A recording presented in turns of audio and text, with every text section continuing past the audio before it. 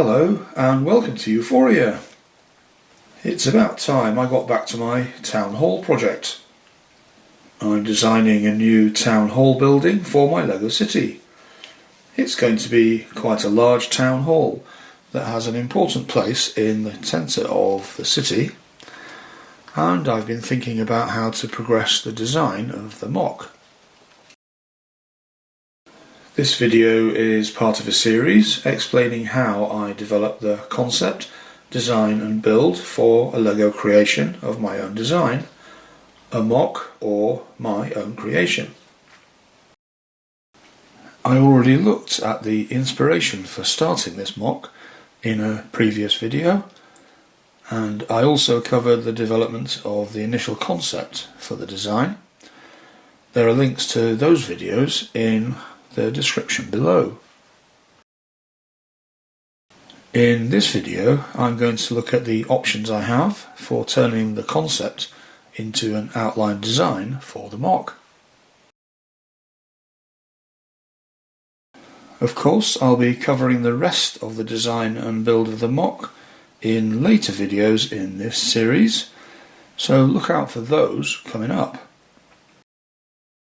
So now what we're going to do is take the initial concept developed in the previous video and work on it a bit more. Before we do that, here's a quick reminder of the concept for this MOC. It's going to be quite a large town hall building that does justice to its important place in my LEGO city. I already know where it's going. It will sit directly on the main square or plaza of my LEGO city, and it will be one of the most significant buildings in my city centre. I want it to be a classically proportioned building, as often seen in European cities, which probably means my design will be symmetrical with an entrance in the centre. The building will be built from traditional materials like brick and stone. I do, for example, quite like the style of the LEGO Creator Expert Modular Town Hall set. The MOC's going to be quite large in comparison with the usual LEGO modular buildings. It will be, I'm thinking, at least 48 studs wide, and it's going to be 2 or 3 stories high. It's going to follow the modular building standards and conventions, and I want it to fit in with the other modular buildings from the Creator Expert modular line and the other buildings in my LEGO city. It's going to be a full building, by which I mean not just a facade or a doll's house style building, and it's therefore going to have all its walls, and it will be viewable from the front, the sides and the back. Internally I want it to have a logical layout and some workable internal spaces that can be used for administration offices, meeting rooms, public spaces and so on. And it needs to be reasonably affordable, which means for me that I want to keep the cost of the MOC less than the costs of buying a LEGO modular town hall set, because those are retired sets and they're getting very expensive now.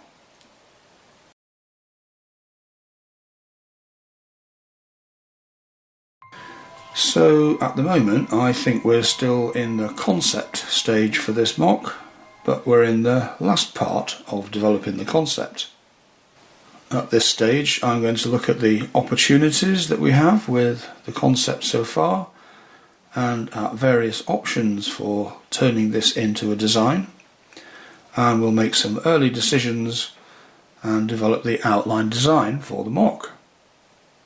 So let's start with the opportunities presented by this concept, also bearing in mind the constraints and the criteria that I outlined in my previous videos, such as locations, space, size, cost, and the style of the building.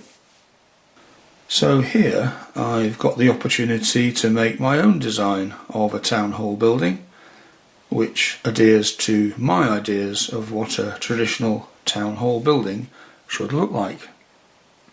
I suppose I've already shaped most of my own design ideas through the development of the concept for this MOC, as I explained previously, but the key thing here is that it's my design and not a copy or a remake of a LEGO design or anyone else's, so I can do it my way. I do have the opportunity with this MOC to base it on the style of existing buildings that I like. It's not like I'm inventing a complete new genre of model or even a new type of building. So I don't mind taking design features from existing buildings and putting together my own design. That means layout, colours, architectural features and so on. But I don't want to make an exact copy of an existing real-life building. As I explained when I looked at constraints, that would result in an enormously large building that wouldn't fit in with the scale of the regular modular buildings and would be out of place in my LEGO city. But here I have the opportunity to fit a design into the space available, and I'm lucky that I'm not constrained to a single 32 by 32 base plate. So I have the freedom to make a MOC that's larger than the standard modular footprint while keeping within the constraints that I've set myself. As this will be my own design, I can choose the parts and colours that I want for the building. I'll try to use LEGO elements that are readily available so that I can obtain them easily and at a reasonable cost. So there are some great opportunities to do what I want and to make a really interesting and pleasing building. So now I'm going to look at some of the main options that I have for the layout of the building. These are pretty fundamental to the shape of the building. There'll be lots of other design choices later on, such as colours and choices of bricks, windows and doors and roof, etc. But here I want to address some of the decisions that determine the size and layout of the MOC.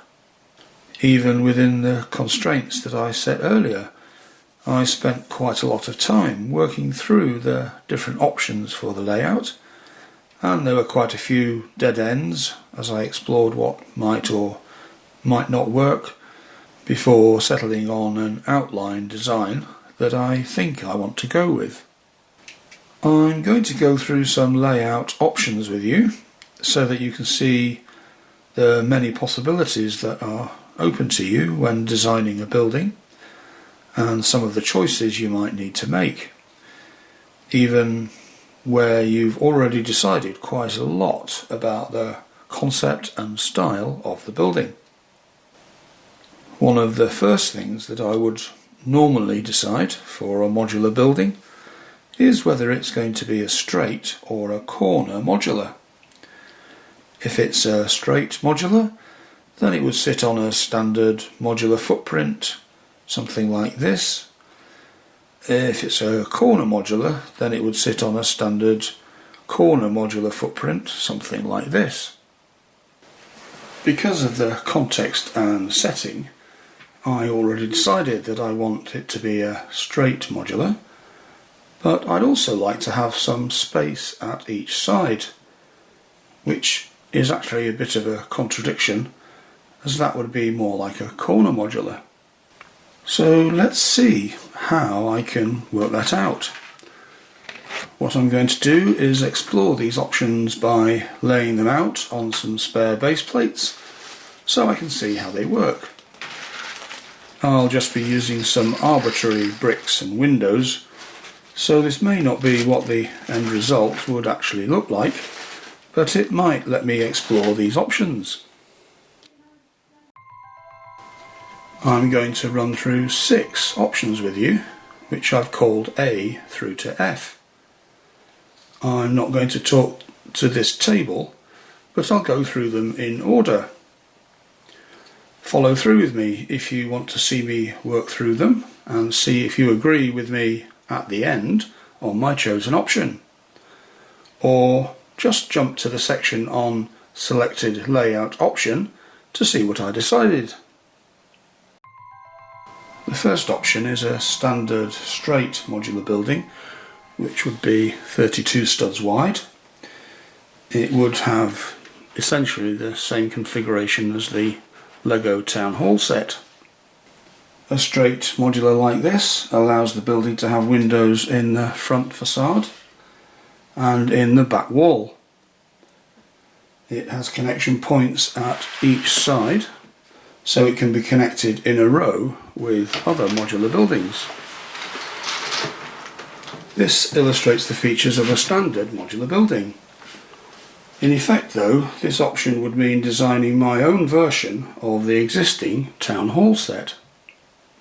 But I've already decided that I want my Town Hall building to be larger than that, so I'm not going to consider this option any further.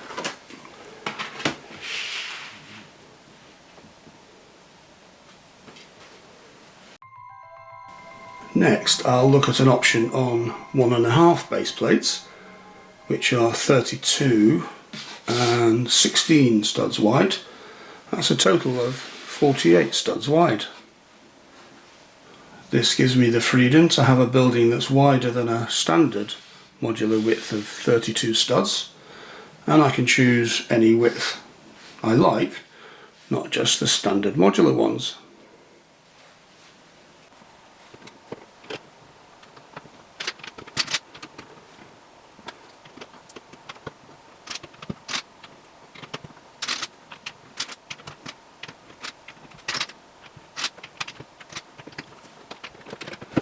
If the building itself was less than 48 studs wide, that would leave some space at each side to set the building apart from its neighbours. For example, if there were 6 studs spare on each side, that leaves a building that's 36 studs wide.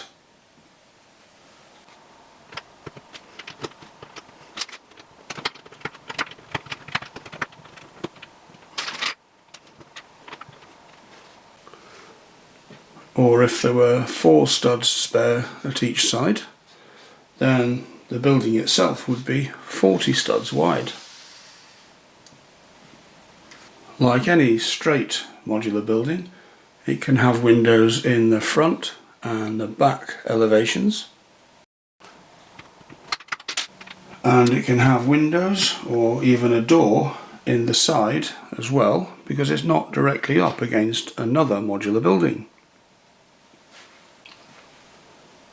Of course, the building itself would not then have the direct modular connection points to the buildings at each side. That's if you're bothered about having them at all. But we could get round this in a similar way to the Sanctum Sanctorum LEGO set or the Daily Bugle LEGO set, which provide the modular connection points through features outside of the building itself.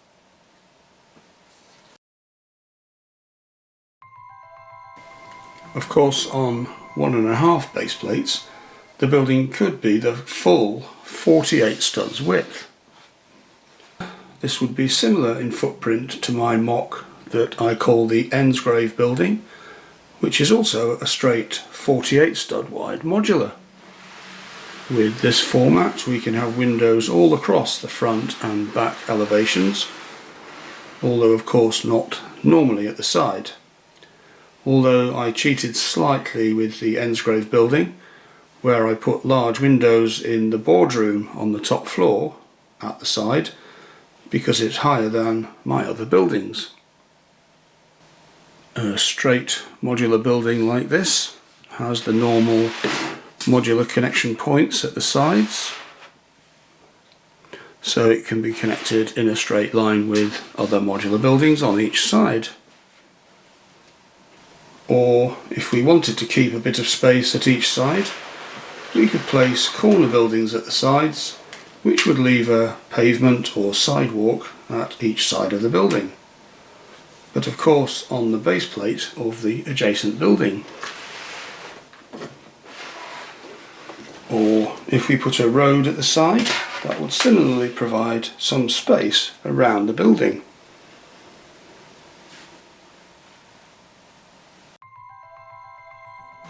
Now, if we extended onto two base plates, a total of 64 studs wide, then we could have an even wider building.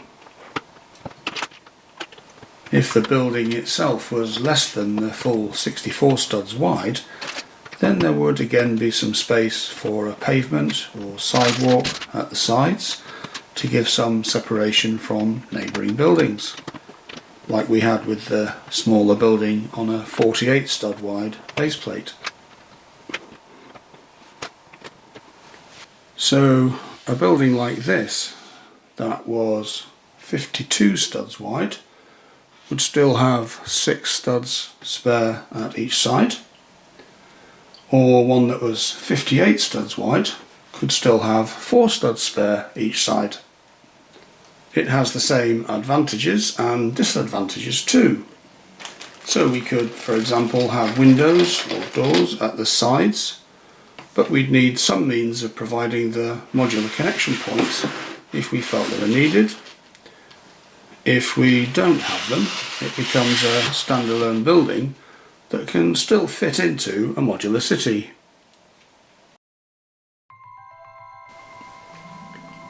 A variation of this option would be to extend the sides of the building to the back of the base plate,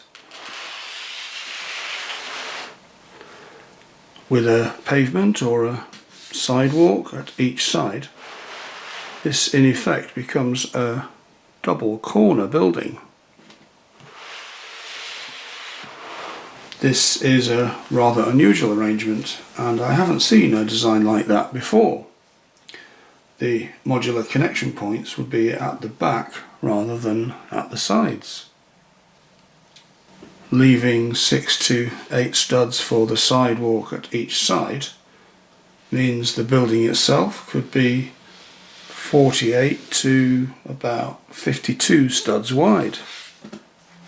This would provide more floor space inside the building, and of course it also means you can have windows at the front and at both sides.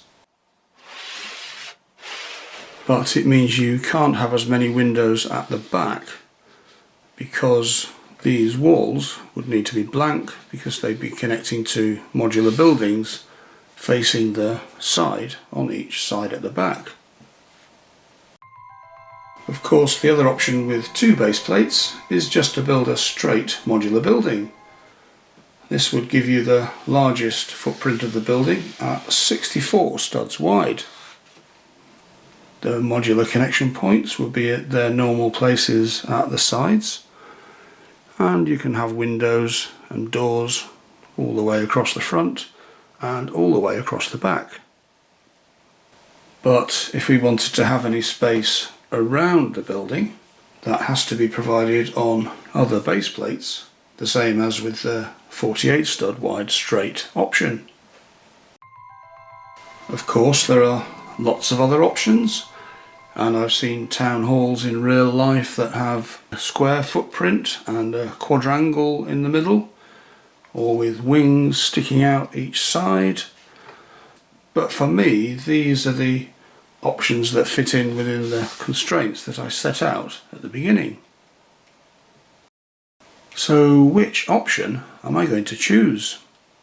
I want an impressive building that sits across the width of the main plaza in my LEGO city, so I'm going to go with the option for a 64 wide straight modular building. This allows me to have windows in the front and the back, but I could cheat by putting windows in the end walls so that it still meets modular standards, and then I can choose whether to put another building next to it or leave a gap. It doesn't have to be a dead straight facade. There's lots of room here to provide some variation, but the exact layout is something I'll work through in the next stage of the design. I just want to think a bit about the height of the building, which is another important consideration. My large office building was characterised not only by a 48 stud width, but also by the desire for a tall building with an interesting profile to the facade.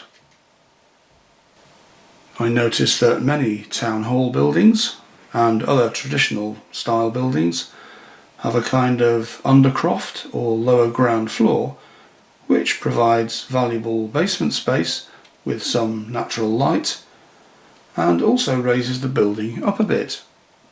That also means they often have those kind of signature steps up to the main entrance. I can't do a proper lower ground floor on a flat LEGO base plate, but I could make the above ground part, say 3 or 4 bricks high, to provide a kind of foundation on which the rest of the building sits. Then the main level would be a kind of elevated ground floor with steps up to the main entrance. Then I'd definitely want another level to make it a significant building with the right proportions. So that would make a building that's kind of 2.5 stories high, plus the roof. And the concept for the building also includes a clock, a bell tower or a carillon, which would of course go on the top, making it quite a high and impressive building. There are a few other things to think about. I already decided that I want the building to be symmetrical, with an entrance in the middle. That kind of constrains the layout a little bit, but there are still lots of options about how the facade is laid out and the style of the building. Sometimes you see buildings with wings at the side, which are not as high as the central or main part of the building. I quite like that idea to give the building a more interesting shape, but it would mean having an even higher central part. If I'm going to have a lower ground floor, then I'll need to have some steps to reach the main entrance at the front of the building. So these will need to go here somewhere. And I'm also thinking about having a portico kind of over the front entrance, which will require some sort of columns or supports. And I'll need to work out how to support the clock at the top of the building, which I'm assuming will fit into the roof somewhere fairly central. But I'm straying into the next stage of the design, which will be to look at the structural considerations. So having settled on one option, let's summarise what the outline design looks like at this stage. It will be a 64 stud wide straight modular building, meeting the modular building standards and with the normal modular connection points at the side of the building. It's going to be a full building that's not just a facade or a doll's house, and it will therefore have all its walls and be viewable from the front, back and the sides. It will have an undercroft or lower ground floor, and that means the main entrance and ground floor will be raised up, requiring some form of steps at the front, and I'd also like to have a portico at the front of the building. As well as the main or ground floor, the building will have a first floor, and that means the building will be kind of 2.5 stories high, and the floors need to be separable for access to the interior in modular style. It's still going to be in a traditional style, which means it's symmetrical, and the building will look like it's built from traditional materials like brick and stone. On top of the building will be a clock and possibly a carillon, and inside it will need to have a logical layout and workable internal spaces that can be used for administration offices and public or ceremonial rooms. So that was a look at how I developed the outline design for this MOC. There's still lots of work to do on the design. From here on, I'll be designing this model on the computer so that I can test out my ideas before getting all the parts I need to build the MOC as a physical model. But I will be trying out some things with real Lego bricks as well. I really want to nail down the facade of the building. I did look at some initial ideas, but I need to work them out more exactly now that I know the outline of the building. So look out for the next video in this series, in which I'll look at the structural design for this MOC. This will need to cover the really interesting part, which is the design of the building facade, but I also need to work out how to make the walls and build it in sections, how to make the floors and make them separable for access to the interior. And there are other aspects of the structural design that I still need to work out. And after that we can move on to start looking at some details of the MOC, such as colour scheme, what to put inside, and last but not least, what bricks I need to complete the build. If you've made it this far, thanks for watching. Please let me know what you think in the comments below, and subscribe to the channel if you want to see more videos about LEGO modular buildings and my LEGO city.